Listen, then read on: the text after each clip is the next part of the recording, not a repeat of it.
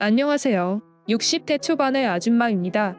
결혼 35년 차의 평범한 가정주부이며 두 딸은 이미 결혼을 시켜 손주도 셋이나 본 할머니예요. 남편은 얼마 전 대학교 교수직에서 정년 퇴직하고 여유로운 삶을 즐기고 있답니다. 남편이란 사람은 아내는 안중에 없어서 시골 전원주택에서 보내는 시간이 대부분입니다. 한 달에 집에 오는 날은 일주일도 채 되지 않고 여행 다니는 것을 좋아하네요. 저희는 일반 중산층보다는 잘 사는 수준인 것 같아요. 남편은 대학 교수로 퇴직했지 두 딸은 재력 있는 집안의 며느리로 들어갔으니 먹고 사는 것을 넘어 경제적으로는 흡족한 생활을 해왔답니다. 그럼에도 불구하고 저는 행복하지 못했습니다. 적어도 그 일을 만나기 이전까지는요. 자식 교육 신경 쓰느라 젊었을 때는 제 삶을 포기했고 딸 시집 보내고 어영부영 하다 보니 60대가 되었네요. 한때는 저도 잘 나가던 때가 있었습니다. 서울의 명문대학에서 무용을 전공했고 뉴욕으로 유학까지 갔었어요. 유학 중에 남편을 만나 결혼을 하면서 제 꿈은 모두 반납하고 가족을 위한 삶을 살아왔습니다. 제 인생이 후회가 밀려오고 공허한 마음이 생긴 건 둘째까지 시집을 보냈을 때였습니다. 결혼식이 끝나고 집에 돌아와 큰 집에 혼자 남겨진 제 자신이 유난히 쓸쓸했습니다.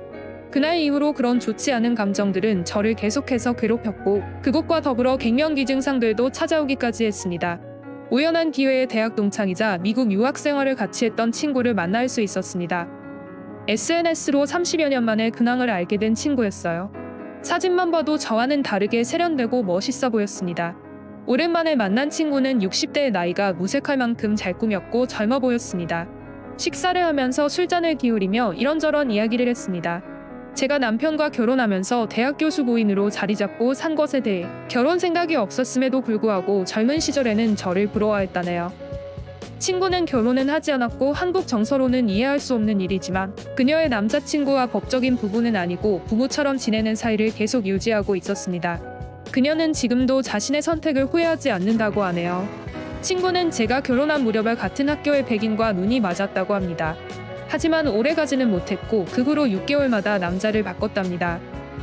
황인, 흑인, 백인, 멕시칸 가릴 것 없이 다양하게 만나봤지만 하나같이 장점이 있으면 단점이 있었다네요.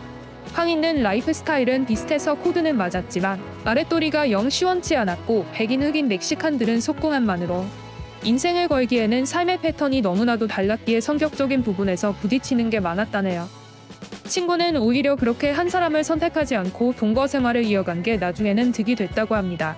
사람 볼 줄 아는 눈이 키워졌고 지금은 연하남이 끌린다네요.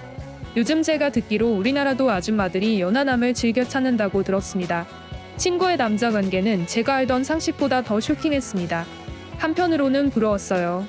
다른 차원의 삶을 살고 있는 게 느껴졌으니까요. 현재도 4명의 남자들을 번갈아 가면서 만나고 있다고 했습니다. 그러면서 친구는 남자들도 우리같이 올드한 여자들에 대한 환상이 있어서 대화만 되면 쉽게 만날 수 있다면서 보수적이고 무료하게 살던 제 삶에 영향을 줬습니다. 그날 이후로 사소한 남자와의 접촉에서부터 신경이 쓰이기 시작했습니다. 택배 배달 오는 것부터 묘한 느낌이 들기 시작했으니까요. 그래도 어디서부터 어떻게 해야 할지 막막하기는 마찬가지였습니다. 그냥 마음만 가지는 것으로 뭔가 진행되기는 어려웠습니다.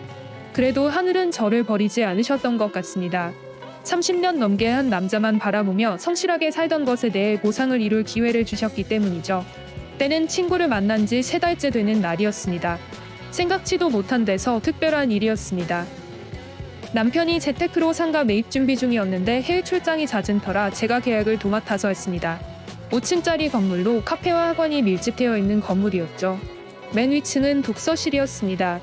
계약 이후에는 하루에 한 번은 건물에 들러 사람들을 만나고 이야기를 들어보곤 했습니다. 상가 입주자들과 대화를 하다 보면 대략적인 매출이나 가게 상황을 파악할 수 있었어요. 카페와 학원들은 나름 괜찮았으나 독서실이 문제였습니다.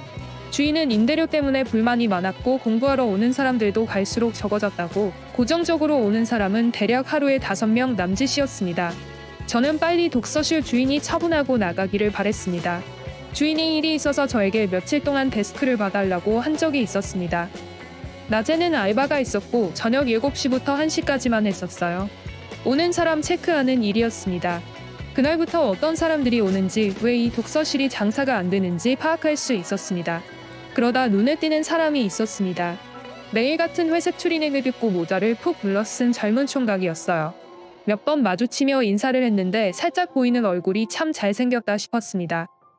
데스크를 봐준 지 3일째 되는 날 밤 11시쯤 되자 졸려서 눈이 감겨오기 시작했어요.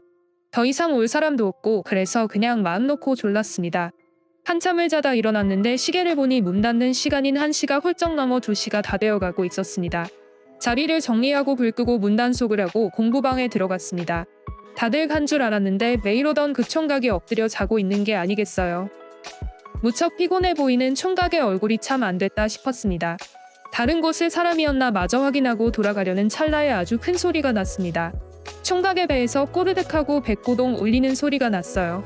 밥도 못 먹고 다니는 게 참 딱하다 싶었습니다. 저는 총각에게 밥 먹고 가자고 했고 제 말에 총각은 한사코 거절했지만 그의 배에서는 계속 꼬르륵대며 밥을 달라 아우성이었어요. 얼굴이 벌개진 총각은 결국엔 조용히 저를 따라왔습니다. 우리는 옆집에 있는 국밥집에서 순대국밥 한 그릇에 소주 한 잔을 했어요. 그 총각은 올해 26살 고시생이라고 합니다. 집이 어려워서 반지하방에 살고 있는데 너무 좁고 공부방이 따로 없어서 독서실에 다닌다고 하네요. 사정을 보니 끼니도 제대로 챙겨 먹지 않는 것 같았습니다.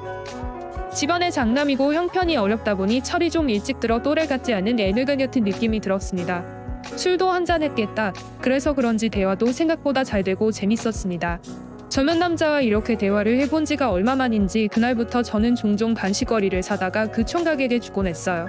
처음엔 연민이었으나 나중엔 제가 그를 좋아함을 알게 되었습니다. 그를 보고 싶은 마음에 독서실 알바도 자진해서 할 정도였으니까요. 우리는 마주치면 농담을 주고받을 정도로 많이 친해졌어요. 그러던 어느 날 새벽에 또 둘만 남게 되었습니다. 저는 용기를 내서 총각에게 집에 정말 맛있는 게장이 있는데 먹고 가라고 집이 근처라고 말하고 그를 데리고 갔어요. 매번 저에게 얻어먹었던 총각은 순순히 저희 집으로 따라왔습니다. 제 남편은 시골 전원주택에 있었기 때문에 주중 집에는 저 혼자 삽니다. 총각을 밥 먹이고 돌려보내는 길에 반찬을 좀 싸서 보내기도 했어요. 그날 이후로 일주일에 2~3번씩 그 총각을 집으로 불렀습니다. 그러던 어느 날 총각과 함께 집으로 가는 길이었어요. 겨울이라 해가 짧아 금방 어두워졌고 저는 마침 장갑을 집에 두고 나와서 손이 시렵더라고요. 추운 날씨에 손을 비비고 있자 그 총각이 갑자기 제 손을 꼭 잡아주는데 너무나도 따뜻했습니다. 손의 온기를 느끼며 제 마음도 조금씩 따뜻해져 가는 걸 느꼈고 우리는 눈을 마주보고 서로의 생각을 읽을 수 있었어요. 그날 그 총각과 입술을 마주칠 수 있었고 저는 마치 20살은 회춘한 듯한 기분이 들었습니다. 제 친구처럼 반드시 육체적으로 어떤 일이 있어야 만족감을 얻는 건 아니더라고요. 저는 이 정도만으로도 충분히 행복함을 느끼고 정서적으로 충만해지는 것을 느낄 수 있었어요. 우리의 그런 관계는 몇 달 동안이나 지속되었고 저도 그 총각이 잘 될 수 있도록 물심양면으로 지원했습니다.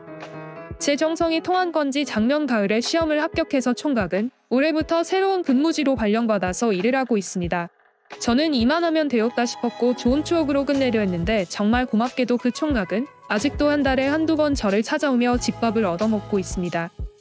제가 한 사람의 인생을 조금이나마 좋은 방향으로 바꿀 수 있던 것 같아서 너무 기분이 좋았고 그와 동시에 저도 요즘은 많이 젊어졌다는 이야기를 들어요. 남편도 최근에 뭔가 바뀐 걸 느끼는지 자꾸 남자친구 생긴 거 아니냐고 하더라고요. 그러길래 평소에나 좀 잘하지 늙어서 하는 질투는 주책이라고 생각